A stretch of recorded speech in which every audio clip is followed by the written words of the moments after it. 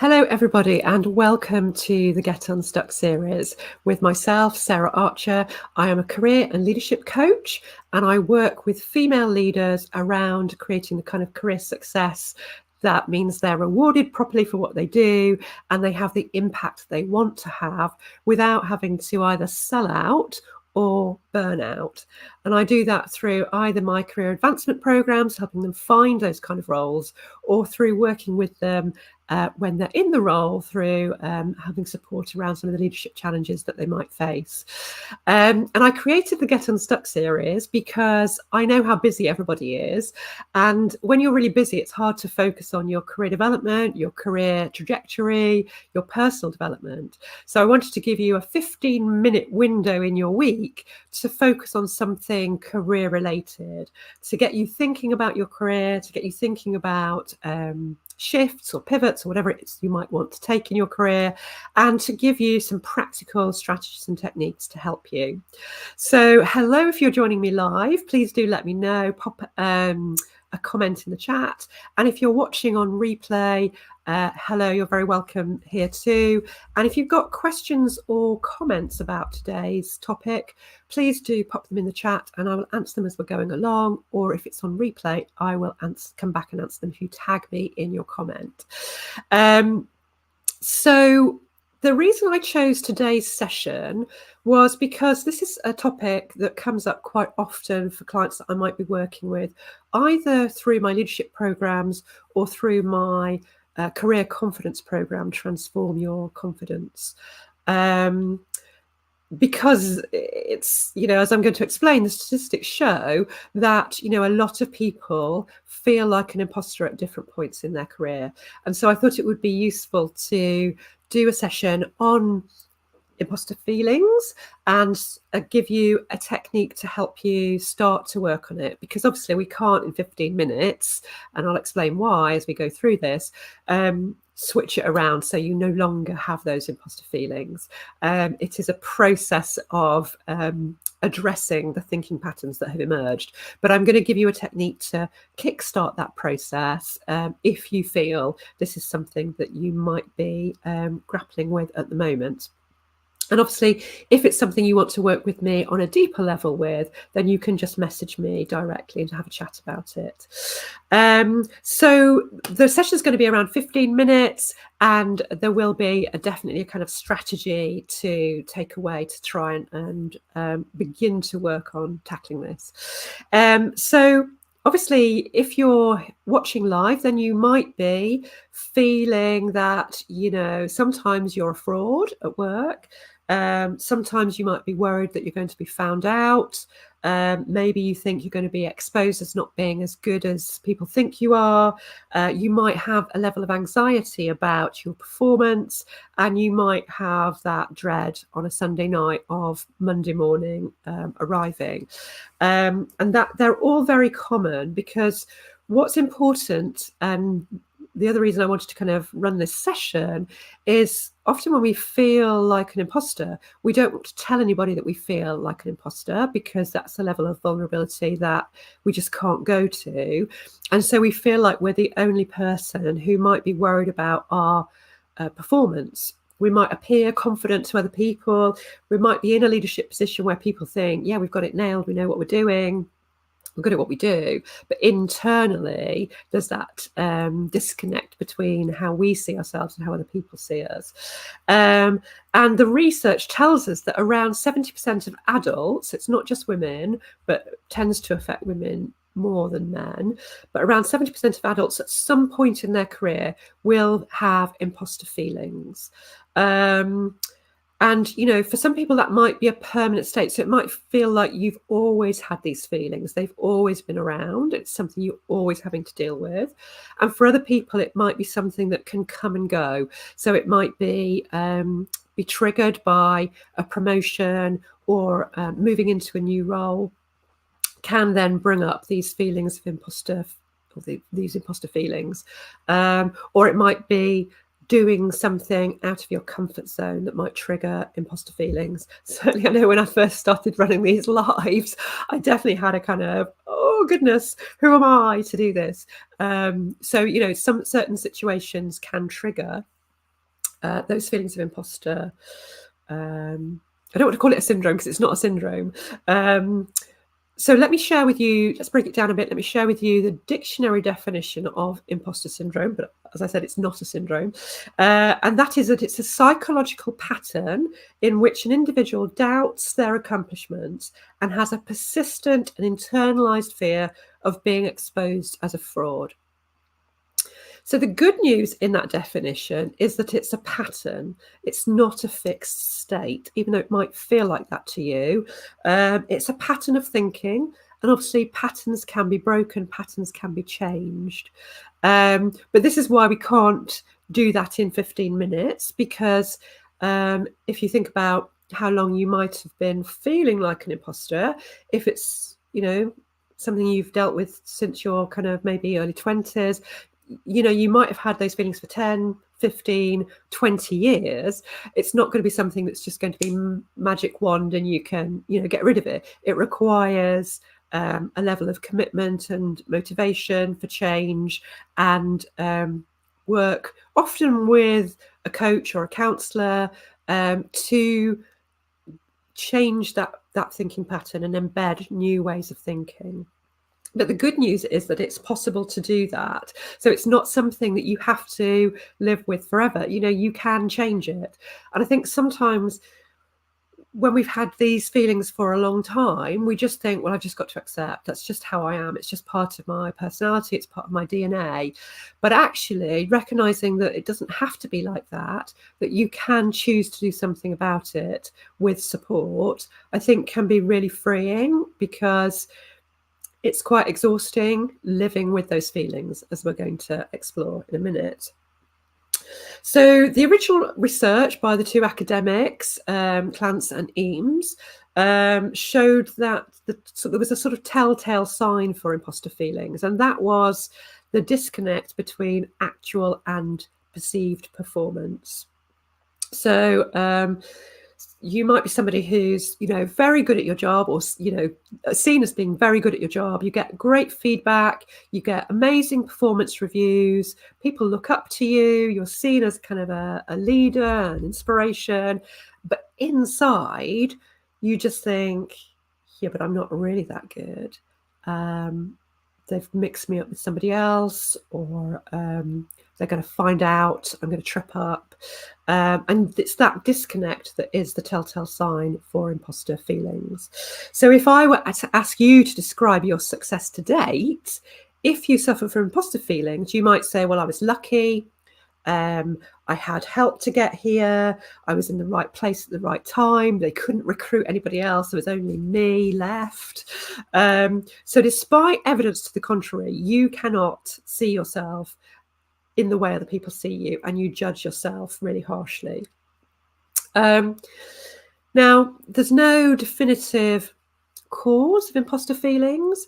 There's lots of kind of thinking about roots that it can come from, and I'm not going to go into them all today. But, it is useful to reflect on, where this may have established itself. It might be from your childhood, it might be from a school experience, it might be from early career, it could be from friendship, family situations. I know for me, when I felt like an imposter, I could trace it back to my early career experience, when I worked for Marks and Spencer's on their management training scheme. And some of the stores that I worked in had a very kind of command and control environment, and the management trainees were often kind of called up to account for things that might not have gone well, and it left me with a bit of a fear of authority. It left me feeling I wanted to be invisible, that I didn't want to be pushing myself forward because that could be exposing. And so I can see where some of those thoughts came from. And I'm not saying Marks and Spencer's has that now. This is a long time ago. But, certain management styles there were not conducive to me as an individual. So it was helpful for me to kind of recognize, okay, that's where it came from. And that's why sometimes I struggle with the visibility piece. Obviously, I've done a lot of work on it now, and I've got through that, but I can definitely see sort of where it came from. And so what tends to happen is once we've had some of those experiences is that our brain starts to develop coping and protecting strategies to enable us to function. Because our brain primary focus is to keep us safe, and therefore it has to scan for risk. And what it then develops is a strategy to avoid risk. And obviously, if you've got imposter feelings, the risk is around feeling vulnerable, feeling exposed, feeling that you're going to be held to account, feeling that you're going to be found out. And so your brain will develop strategies to avoid that, which might look like holding yourself back. It might be playing small. It might be not taking risks.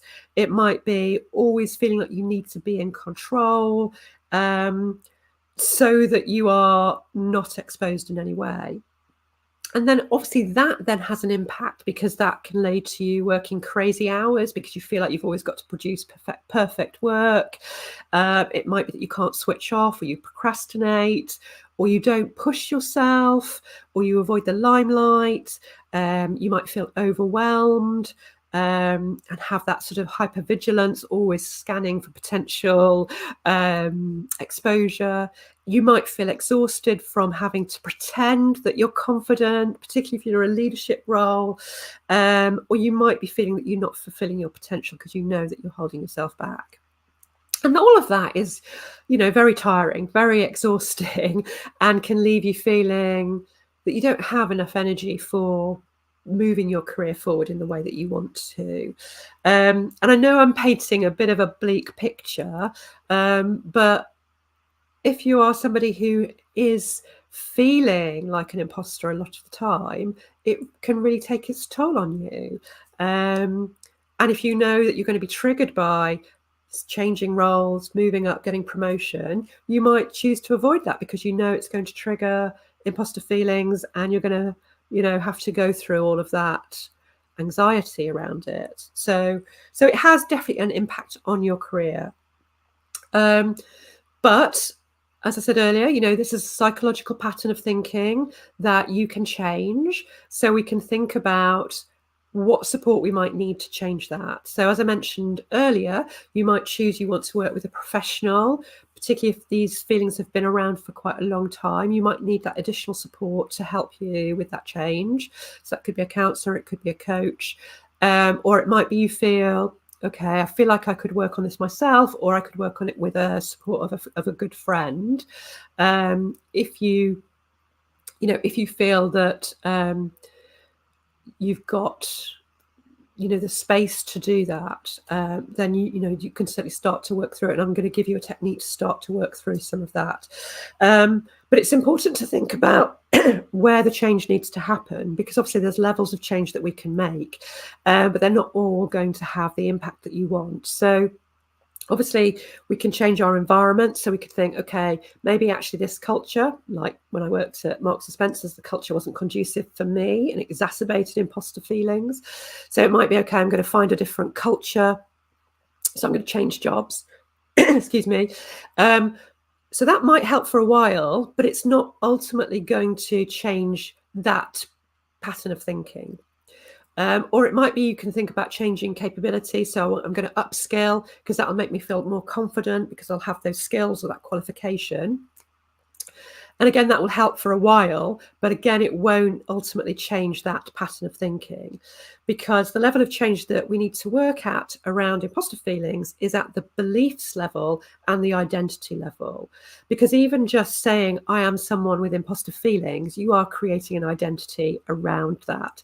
So we need to shift our thinking, our patterns of thinking around our beliefs about ourselves and our identity that we've created. So that's the kind of level we need to be thinking about working at. And obviously that's uncomfortable. Working at that level is uncomfortable. And as I explained, it takes time and commitment and motivation for change, but it's definitely possible. So for example, I had a client that I worked with, I will call her Sally, that's not her real name, but just to protect her identity. So she worked with me on my Transform Your Career Confidence program, which is a 3-month program, because she had just got herself a new job as an associate director, which she was going to be starting in 3 months' time, because she was working her notice. And she knew she's always triggered by changes in job, and obviously this was a promotion for her as well. She was going to be working as an associate director, as I said, and she wanted to make a change. She didn't want to have to go into that having to manage all those kind of internal feelings. And so she was really committed to working through the thinking work, the kind of cognitive processing work that we did, the belief work that we did. She was really willing to experiment with the tools and the strategies that we identified would help her. And she was lucky in that she could do that experimentation in her existing job before she moved into her new job. So it gave her an opportunity to change her way of approaching certain situations, and have the opportunity to reflect and think about those strategies and to embed them when they worked for her. And so what that meant for her was then she went into that new role feeling very differently about herself and her capability, because she had strategies, she had new skills and new ways of thinking, and she was committed to maintaining them as well, because obviously it's about really embedding those new thinking patterns and new approaches. And so it can really make a difference to have that sort of shift in how you want to feel going into a new role or in an existing role. So the first thing to do, and this is kind of the one thing I'm going to give you to think about doing today or to start working on, is to understand the rules that you have created for yourself about you, the way of being for you. So, we all create rules that help us navigate life, some of which are helpful. So I mustn't step off the pavement into the road when there's a car coming. That's a really helpful rule, an unconscious rule that we have developed over time that protects us. But some of our rules that we create for ourselves, and because they tend to be unconscious, we're not always aware of how distorted they might be, they become unhelpful to us.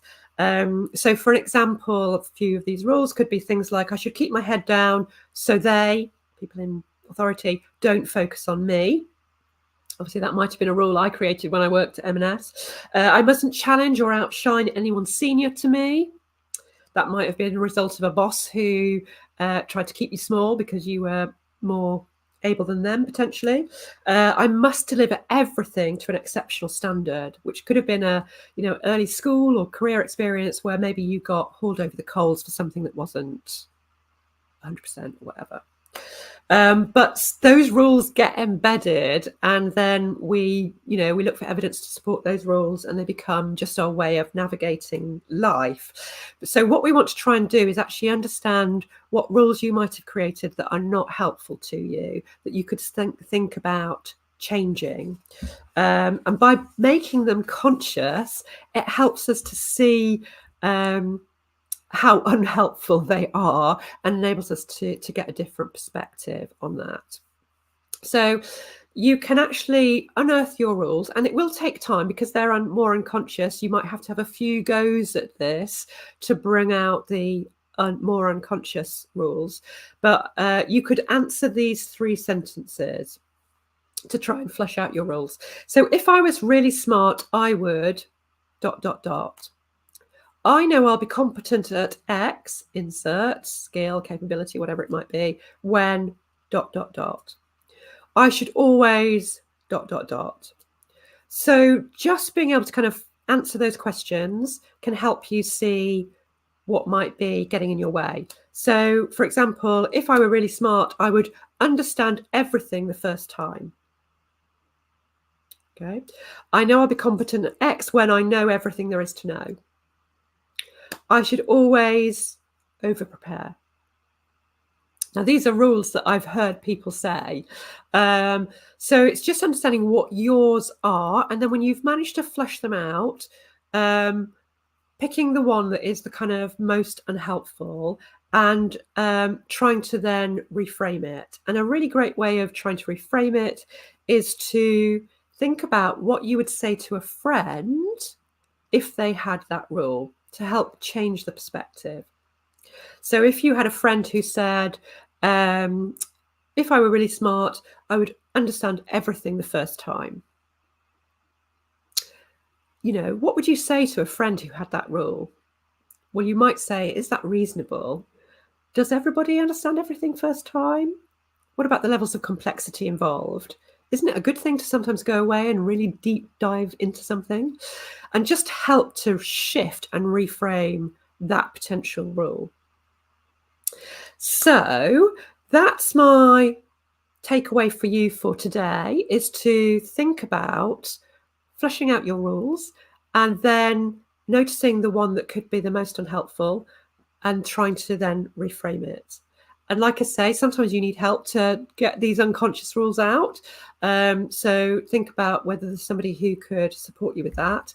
But obviously, if you do want some help around this because you want to go deep on some of these things, then obviously do get in touch with me and we can have a chat about working on this together to help you move forward more confidently in your leadership career. So I know that's a lot of information to take in. I don't want to overwhelm you. There's lots of strategies and tools we can work on, but I wanted to give you something just to help you recognize where you might be tripping yourself up by unearthing some of these unconscious rules. So have a great week. Do message me if you've got queries or questions about today's session, and I will see you back here next Wednesday at 12:15 for another career and leadership topic. Have a great week.